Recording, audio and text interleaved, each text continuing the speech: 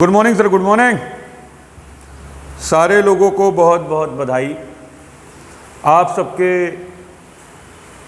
हौसले से मैं कभी शायद लाइव नहीं आता, मैं लाइव आने लगा।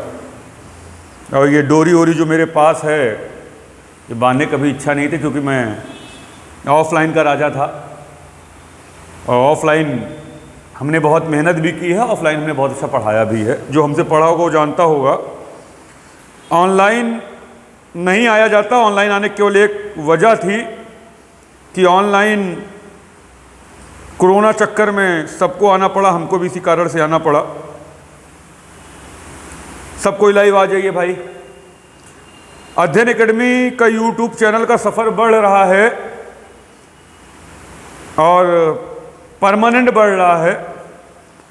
जब 3400 या 4000 बच्चे अध्ययन एकेडमी यूट्यूब चैनल को सब्सक्राइब करते, जिसमें से आज 2-3 साल पहले हमने यूट्यूब चैनल बनाया, तो बहुत सारे बच्चे तो उसमें सब्सक्राइब कर दिए, फिर वो भूल गए या नोटिफिकेशन नहीं देख पाए। उसके बावजूद अगर हमको 200, 250, 300, 400 लोग व्यू करते हैं तो हम कहीं से भी माइनस नहीं हैं। आप सबको बधाई इसके लिए कि इमरान सर के कंधे से कंधा मिलाकर आप सब खड़े रहे। दौर बहुत बुरा है, इसमें कोई दो राय नहीं है। दौर बहुत बुरा है, इसमें कोई दो राय नहीं है। और पीछे ढकेलने वाले लोगों की संख्या बहुत कम नहीं। नेगेटिव एनर्जी लोगों से बचिए, उनसे दूरी बनाकर रखिए। नकारात्मक लोगों से, वो शनि हैं आपके जीवन के, वो पूरी जीवन आपको बता रहे हैं क्या होगा कैसे होगा, क्योंकि वो हारे लोग हैं। जीतने वाले लोगों से मिलिए। आशा की किरण जब तक हम जीवित हैं तब तक हमारे अंदर की नहीं मरनी चाहिए। इंसान का सबसे बड़ा पहलू है वो हारेगा, और इंसान का सबसे बड़ा पहलू है वो जीतेगा भी। तो हमको ये नहीं देखना है कि हारना कब है, बल्कि हमको ये देखना है कि हमको जीतना कैसे। नेगेटिव एनर्जी लोगों से बचिए। आज के लिए गुड मॉर्निंग, शुभ प्रभात सारे प्री स्टूडेंटों को। आने वाला टाइम पे डिजिटल बोर्ड होगा। कोचिंग अल्लाहपुर में नीचे वाला फ्लोर बनवाया जाने लगा है। अब उस पर मैं बड़े पैमाने पर लगा हुआ हूँ। जब इस शहर के अंदर कोचिंगें बंद हो रही थी उस समय इमरान सर अलग जगह लेकर बनवा रहे थे, क्योंकि ईमानदारी बहुत दिन तक नहीं छुप सकती। कल एक बच्चे ने बड़ा अच्छा कमेंट किया था समाज से, जब मैं पढ़ा रहा था, कि इमरान सर अच्छी चीज़ बहुत लोग लाइक नहीं करते। ये बेटा प्रियांशु सोनू ने लिखा था शायद। ये बेटा सच बात है। मैं आज सुबह जब अपने घर से निकला तो एक बहुत अच्छे वकील कचहरी के हैं, वो हमको मिले तो साइकिल से चले जा रहे थे। तो मेरे साथ मेरा छोटा भाई और मेरी कोचिंग अल्लाहपुर को संभालने वाला मृगराज भी था।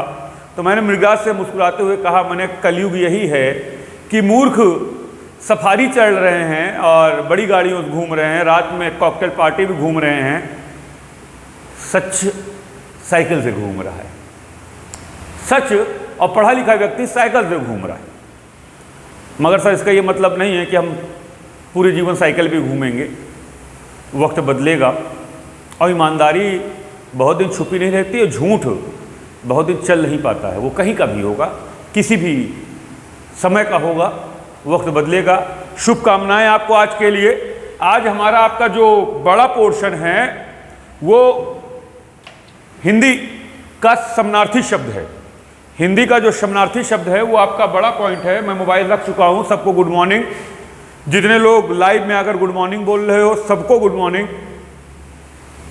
आज की क्लास समानार्थी शब्द की है और इसी पर आज हमारी आपकी प्रैक्टिस होनी है।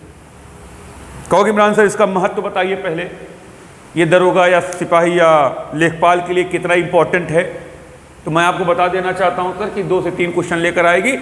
और चाहे वो बात समझिएगा बेटा, चाहे वो कारक होगा, चाहे वो संज्ञा सर्वनाम विशेषण क्रिया होगा, चाहे एनीवन कुछ और होगा, वो 4 से 5 क्वेश्चन लेकर आएगा ही आएगा। पकड़िए इसको। 4 से 5 क्वेश्चन लेकर आएगा ही आएगा। और कारक, समास, उपसर्ग प्रत्यय, तद्भव, तत्सम, समानार्थी शब्द, अनेकार्थी शब्द, विलोम, पर्यायवाची, मुहावरा, संधि, रस, अलंकार, हिंदी युग, हिंदी रचनाकार, भाषा, संज्ञा, सर्वनाम, विशेषण, क्रिया, लिंग, वचन, कारक, सबसे 3-3 क्वेश्चन आते हैं। 2 question 3 question, 2 question 3 question, 2 question 3 question, ये परमानेंट आपके आएंगे बेटा, इसमें कोई आपको रोक नहीं पाएगा, किसी भी हाल में नहीं रोक पाएगा, ये आना ही आना है, इतना ही। सभी को गुड मॉर्निंग। एक बड़ा पोर्शन समानार्थी या समानार्थक शब्द है जिस पर आज की परिचर्चा है, बड़ा सरल है मगर 2 से 3 क्वेश्चन लेकर आएगा। आप मुझसे कह सकते इमरान साहब 2-3 क्वेश्चन ना करें तो बेटा, एक क्वेश्चन से आप 1000 लड़के पीछे चले जाते हो।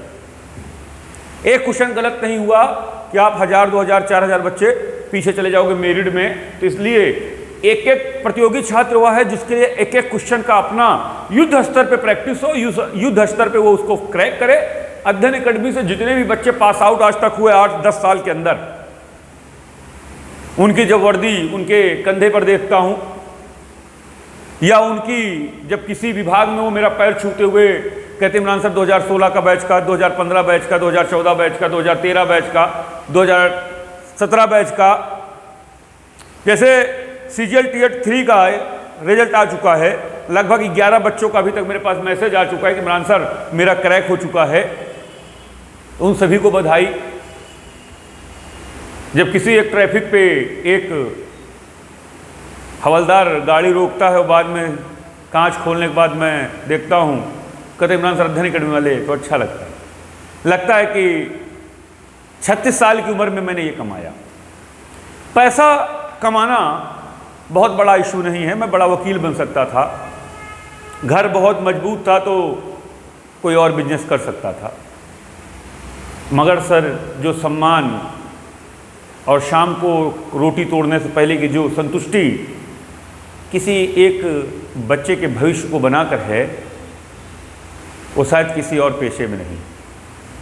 इसीलिए इस पेशे का बड़ा महत्व है।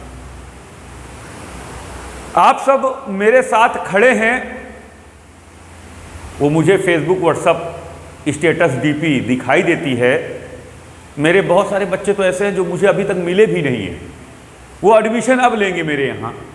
उन्होंने मेरे एक आह्वान पे मैंने लिखा, जिन बच्चों को डीपी चाहिए अध्ययन एकेडमी की स्टेटस पे लगाया अपने 99 35 58 57 71 वाले व्हाट्सएप नंबर पे।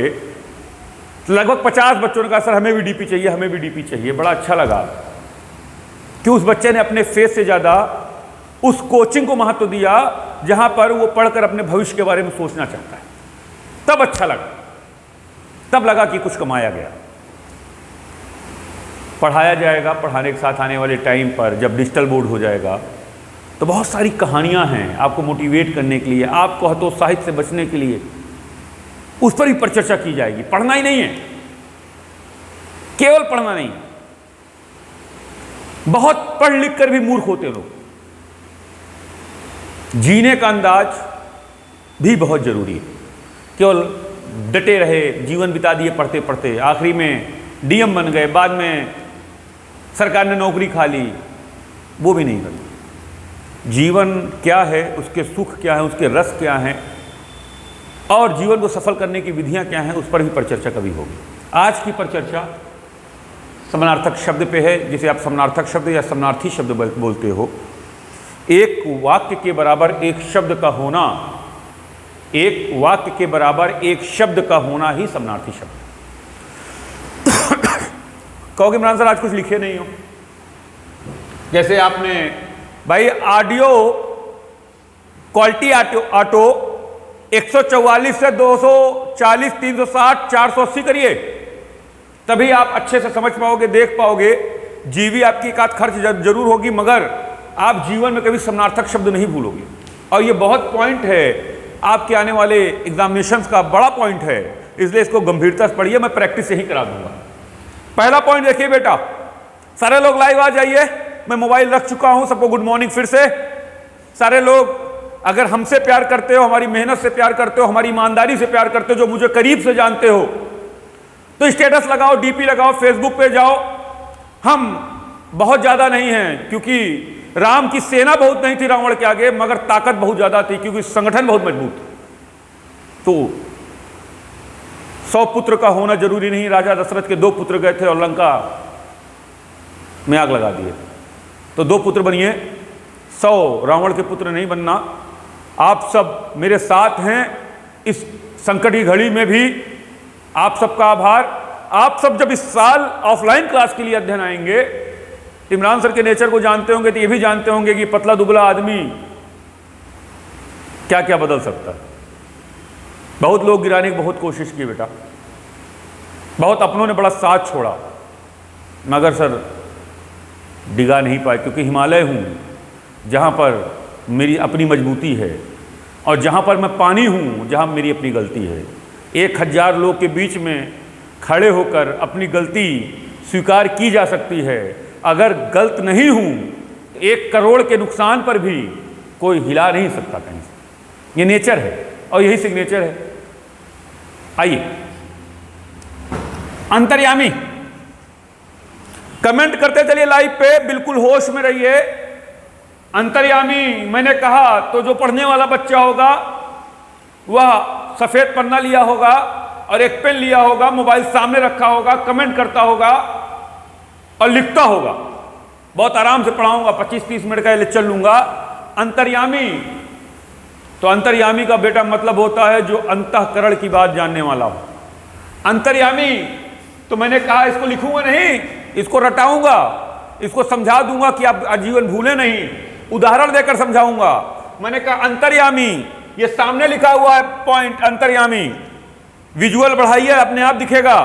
अंतर्यामी का मतलब होता है जो अंदर की बात जानता हो, जो अंदर की बात जानता हो उसे बेटा अंतर्यामी कहते हैं। मैं तुमसे कहूं मोबाइल के उधर बैठे हो, मैं इधर बैठा हूं, मैं कहूं आज तुम काली शर्ट पहने हो, तुम तो मुझे देख ही रहे हो भाई, पीली टी शर्ट पहने इमरान सर।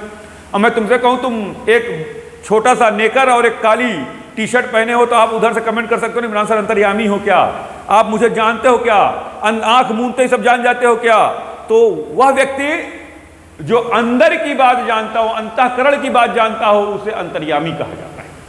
अब कोई डाउट है, कहीं कोई डाउट? अनिंदनीय कमेंट करते चलिए लाइव पे, लिखता जा रहा हूं मैं। अनिंदनीय, अनिंदनीय का मतलब होता है बेटा जिसकी निंदा ना की जा सके। अनिंदनीय जिसकी निंदा ना की जा सके उसे क्या कहा जाता है? अनिंदनीय कहा जाता है। अतीत, अगला देखिए, अतीत, अतीत का मतलब होता है वह समय जो बीत चुका है, वह समय जो बीत चुका है उसे अतीत कहते हैं। कहते हो ना अतीत के पन्नों में आपको यह इतिहास मिलेगा, तो बीते हुए समय में आपको यह इतिहास मिलेगा। अतीत का मतलब जो समय बीत चुका है उसे क्या कहा जाता है? अतीत कहा जाता है। 2021 2020 के कोरोना का अतीत होगा, बीता हुआ समय होगा। अंतरिक्ष, कमेंट करो भाई, अंतरिक्ष का बनाओ बेटा। अंतरिक्ष पृथ्वी और आकाश के मध्य का स्थान, पृथ्वी और आकाश के मध्य का स्थान क्या कहलाएगा बेटा? अंतरिक्ष।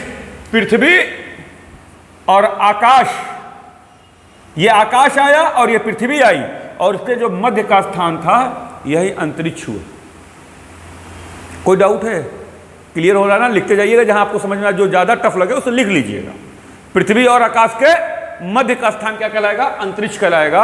अग्रज, मैं तुमसे कहूं तुम्हारे जो भैया आपसे बड़े हुए हैं वो क्या हैं, तो आप कहोगे इमरान सर वो मेरे अग्रज हैं, अर्थात उनका जन्म हमसे पहले हुआ है, अर्थात जिसका जन्म पहले हुआ हो वो अग्रज होगा और जिसका जन्म बाद में हुआ हो वह अनुज होगा। जिसका जन्म पहले हुआ हो वो अग्रज होगा और जिसका जन्म बाद में हुआ हो वह अनुज होगा, अर्थात बड़ा भाई अग्रज कहलाएगा और छोटा भाई अनुज कहलाएगा। अब कोई डाउट? अपराह्न, अपराह्न बताओ बेटा। दोपहर 12 बजता है तो उसे दोपहर कहते हो?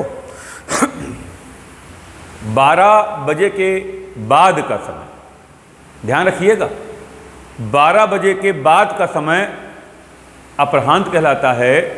पूर्वांत 12 बजे से पहले का समय पूर्वांत कहलाता है। मध्यांत आगे है लिखा, अभी बताएंगे। मध्यांत 12 बजे नेट जो समय होगा बेटा उसे मध्यांत कहा जाएगा। इसका मतलब 12 बजे के बाद का समय, या आप ये कह सकते हो दोपहर के बाद का समय, अपराह्न कहलाएगा। कोई डाउट? क्लियर है ना? आइए, अजात शत्रु, जिसका कोई शत्रु, आजात, जब मैं आजादी हूं तो शत्रु कहां से होगा? आजात शत्रु, जिसका कोई शत्रु ना हो उसे क्या कहा जाएगा बेटा? अजात शत्रु। अप्रकाशित,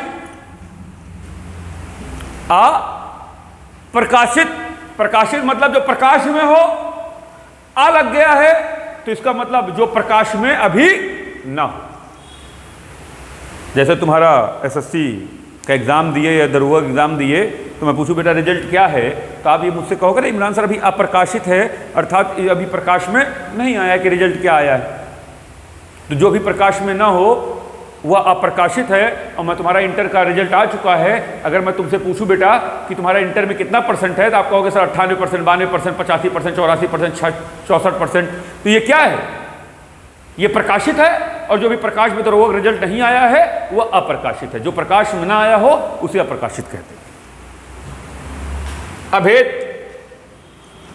अभेद जिसे भेदा ना जा सके। कहते ना कलिंगर का जो कलिंजर का किला था वह अभेद किला था, उसे कोई दुश्मन भेद नहीं पा रहा था। अर्थात वह चीज, वह वस्तु, वह किला, वह घर, वह व्यक्ति जिसे भेदा ना जा सके। यह भेद है कि नहीं है बेटा? इसे इस मार्कर से भेदा जा सकता है, तो इसका मतलब यह मार्कर से नहीं भेदा जा सकता, इसलिए यह अभेद है, इसे भेदा नहीं जा सकता है। वह वस्तु जिसे भेदा ना जा सके, जिसमें छेद ना किया जा सके, जिसे तोड़ा ना जा सके, जिसके अंदर की बातें आप ना जान पाओ, उसे अभेद कहा जाता है। जिसका कोई, जिसे भेदा ना जा सके, अभेद। अखंडनीय, अखंडनीय बेटा जिसका खंडन न किया जा सके। अखंडनीय जिसका खंडन ना किया जा सके क्या कहलाएगा? अखंडनीय कहलाएगा। अनंत, अगला देखिए, अनंत जिसका कोई अंत, जिसका कोई अंत ना हो वो क्या कहलाएगा बेटा? अनंत। आकाश का कोई अंत है? कहते ना अनंत आकाश की पर्यायवाची भी है। शून्य, व्योम, अनंत आकाश की पर्यायवाची भी है बेटा। इसलिए अनंत जिसका कोई अंत ना हो उसे क्या कहा जाता है? अनंत कहा जाता है। अभियुक्त, जिस पर अभियोग चलाया जाए, मुकदमा चलाया जाए, उसे क्या कहा जाता है? अभियुक्त कहा जाता है। अपराधियों मुकदमा चलाया जाता है बेटा ना, उसे क्या कहा जाएगा? अभियुक्त। ठीक है भाई। अथक, कहते हो ना इमरान सर मैंने बहुत अथक मेहनत की है, वाक्य प्रयोग करते चलिएगा। कहते हो ना इमरान सर मैंने बहुत अथक मेहनत की है, आपकी एसएससी मेरा कोई नहीं रोक सकता। मैंने परमानेंट लाइव क्लास ली, उसके बाद जब कोचिंग चालू हुई ऑफलाइन परमानेंट लिया, प्रैक्टिस सीट किया, टेस्ट पेपर किया, टीचर के हर क्लास को ली। अथक मेहनत इस शहर में आने के बाद किया मैंने अपने मोबाइल का सही प्रयोग किया, आपकी मुझे कोई नहीं रोक सकता है। अर्थात अथक जो बिना थके हुए, बिना थके हुए प्रयास, अथक प्रयास कहलाता है। अथक का मतलब होता है बिना थके हुए। ठीक है भाई। नास्तिक, आस्तिक बेटा और नास्तिक आस्तिक और नास्तिक, ये है नास्तिक और इसी का विलोम होता है आस्तिक। नास्तिक का मतलब जो ईश्वर को ना मानता, जो ईश्वर को न मानता हो वो नास्तिक है, और जो ईश्वर को मानता हो वो आस्तिक है। जो धर्म पर विश्वास रखता हो वो आस्तिक है, तो जो धर्म पर विश्वास ना रखता हो वो नास्तिक हो गया। कोई डाउट? कहीं कोई डाउट? कमेंट करते चलिएगा। आत्मकथा, आत्मकथा कहोगे इमरान सर आत्मकथा मतलब? मैं कहूंगा बेटा अपने ऊपर, अपने द्वारा लिखी गई स्वयं की कथा। आत्मकथा अपने ऊपर, अपने द्वारा लिखी गई स्वयं की कथा आत्मकथा है। अपने ऊपर, आत्म मतलब आत्मा, मैं खुद, कथा मतलब कहानी, अपने ऊपर अपने द्वारा लिखी गई स्वयं की कथा आत्मकथा है। कहो उदाहरण दो इमरान सर। कहोगे इमरान सर उदाहरण दो और सरल याद हो जाए ताकि जल्दी से जल्दी याद होने लगे हमको ये चीज़। तो मैं कहूँगा सर इतिहास में 4 क्वेश्चन बनते हैं और परमानेंट पूछे जाते हैं इतिहास के क्वेश्चन। कहा जाता है मुगल साम्राज्य का वह कौन सा शासक था जिसने अपनी आत्मकथा स्वयं लिखी है? तो बेटा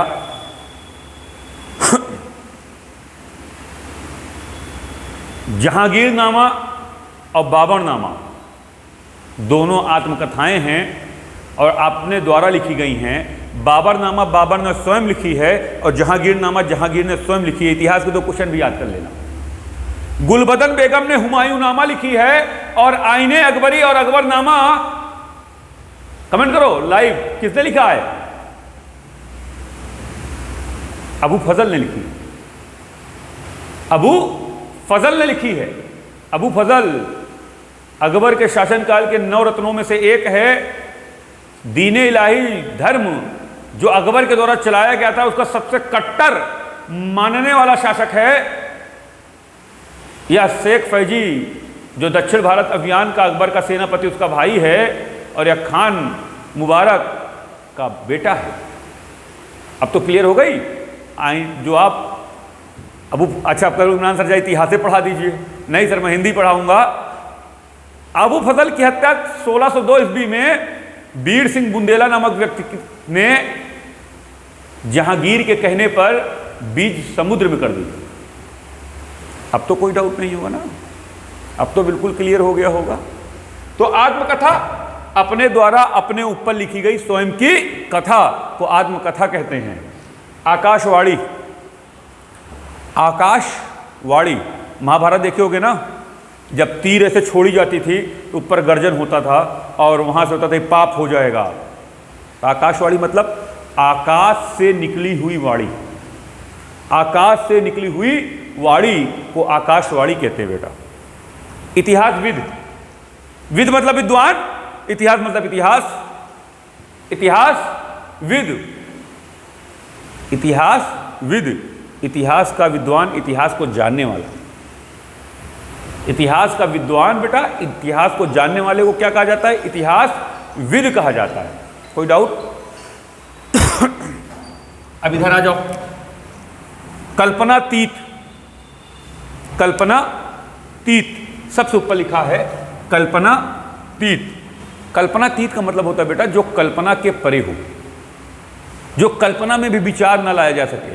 हॉलीवुड की मूवियाँ देखिए तो यहाँ सरिया डाले, यहाँ से निकल गई तो वो मंगल ग्रह पहुँच गए उसी में, तो इसे क्या कहा जाता है? कल्पनातीत। यह कल्पना में भी विचारित नहीं था। आप इसको ऐसे भी कह सकते हो बेटा कि दक्षिण भारत की पिक्चर देखते हो, ये पैर हिलाया तो वो बस उड़ी, ये पैर आंख लाल हुई, उधर बिल्डिंग गिर गई। कल्पना में आ सकता है, ऐसा हो सकता है। वह विचार जो कल्पना में भी ना आता हो उसे हम कल्पनातीत कहते हैं। कल्पनातीत मतलब जो विचार कल्पना में भी ना आए, अर्थात वह विचार जो कल्पना के परे हो। आइए भाई, कृतज्ञ, कृतज्ञ और कृतज्ञ दोनों का जल्दी लाइव पे कमेंट करिए। कृतज्ञ और कृतज्ञ दो अलग शब्द हैं, दोनों बराबर जैसे लगते हैं। कृतज्ञ और कृतज्ञ, कृतज्ञ जो उपकार को मानने वाला हो, जिसकी संख्या कलयुग में बहुत कम हो गई है। आज के दौर में जिसके कंधे पे हाथ रखिए सबसे पहले वही आपका हाथ काट लेगा, ये कलयुग है। कृतज्ञ जो कृतज्ञ समझिएगा, कृतज्ञ और कृतज्ञ दोनों आता है बार बार। उपकार को मानने वाला कृतज्ञ होता है और इसी का विलोम कृतज्ञ है, उपकार को ना मानने वाला, मुंह पे थूक देने वाला व्यक्ति, उसे क्या कहा जाता है? कृतज्ञ कहा जाता है। खग, पक्षी, खग का दूसरा मतलब क्या है? पक्षी। खग मतलब पक्षी, आकाश मुड़ने वाला, क्या कहलाएगा? खग कहलाएगा। घृणित, जिसको देख के घृणा उत्पन्न हो, जिसको देखकर घृणा उत्पन्न, वाक्य प्रयोग क्या बनेगा घृणित का? जिसको देखकर घृणा उत्पन्न हो उसे क्या कहा जाता है? घृणित कहा जाता है। कभी कभी जब अपने गली से निकलते हो, और एक बात ध्यान रखिएगा सर, घृणा और क्रोध दो अलग शब्द हैं। क्रोध बेटा अपनी मां से, मां अपने बेटे से करती। क्रोध अस्थाई है बेटा, और घृणा अस्थाई है। हाथरस में जो बलात्कार कांड हुआ ये घृणित है, ये क्रोधित नहीं है। मां के द्वारा बेटे को मारा गया चांटा क्रोधित है, घृणित नहीं। कोई डाउट है? घृणित जिसको देख के घृणा उत्पन्न हो, या अस्थाई होती है या अस्थाई नहीं होती है। घृणा कभी भी खत्म नहीं होती है। द्विज जिसका जन्म दोबारा हुआ, जिसका जन्म दोबारा हुआ उसे क्या कहा जाता है? द्विज कहा जाता है। धंडा, धन दा, धन देने वाला देवता, धन देने वाला देवता अर्थात कुबेर। धंधा मतलब धन देने वाला देवता, उसे क्या कहा जाता है बेटा? धंधा कहा जाता है। नवागंतुक, आज अगर कोई बच्चा नया सब्सक्राइबर जुड़ा होगा, नया लिंक पे आया होगा अध्ययन अकेडमी के, और अगर वो समानार्थी शब्द पढ़ रहा होगा, वो क्या है आज अध्ययन अकेडमी यूट्यूब चैनल पर? नवागंतुक है, नया नया है, जो अभी नया नया आया हो, जो अभी नया नया आया हो उसे क्या कहा जाएगा बेटा? नवागंतुक कहा जाएगा। निशक,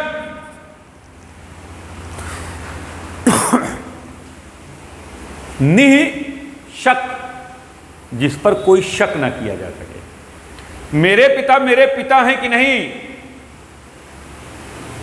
इस पर शक करने की आवश्यकता नहीं है, और यही निशक है जिस पर शक। इसका वाक्य प्रयोग क्या बनेगा बेटा? जिस पर शक न किया जा सके। ऐसा थोड़ी होगा पिताजी कहेंगे पहले अब डीएनए टेस्ट कराओगे तभी पिताजी हो, नहीं हो। हम मानेंगे नहीं कि इमरान सर के पिता हैं आप, पहले चलिए डीएनए टेस्ट कराइए। ऐसा नहीं होगा ना। जिस पर शक ना किया जा सके उसे क्या कहा जाएगा? निशक कहा जाएगा। प्रागैतिहासिक काल, प्रागैतिहासिक काल, ऐतिहासिक काल को 3 भागों में बांट दिया जाता है। प्रागैतिहासिक काल, आदि ऐतिहासिक काल और ऐतिहासिक काल। प्रागैतिहासिक काल का मतलब होता है बेटा इतिहास के पहले का काल। इतिहास के पहले का काल क्या कहलाएगा? प्रागैतिहासिक काल। वह काल जिसमें लिखा और पढ़ा दोनों नहीं गया, उसे क्या कहा जाएगा? प्रागैतिहासिक काल। इतिहास के पूर्व का काल, पहले का काल, प्रागैतिहासिक काल। पारदर्शी, पारदर्शी जैसे सफेद कांच, पारदर्शी नहीं है, जिसके वह वस्तु जिसके दोनों तरफ दिखता हो उसे क्या कहा जाएगा? पारदर्शी कहा जाएगा। पराधीन, किसी के अधीन, किसी के अधीन।